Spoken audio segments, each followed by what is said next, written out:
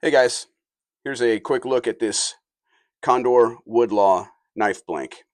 Basically, this is a knife that I built with one of their blanks, and I'm very pleased with the overall result. This blank was true. I didn't have to straighten anything out or rebend anything.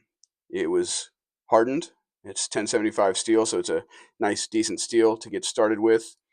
It wasn't terribly difficult to grind and shape for the handle that I wanted to have on the knife.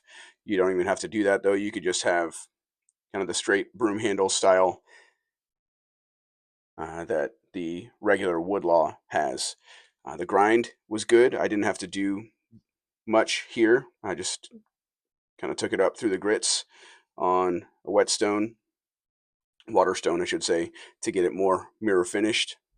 And took a great edge, holds a great edge, and was just very easy to work with. I think it's awesome that Condor offers these. And if you're looking to dabble into the world of knife making, I think this is a great place to start.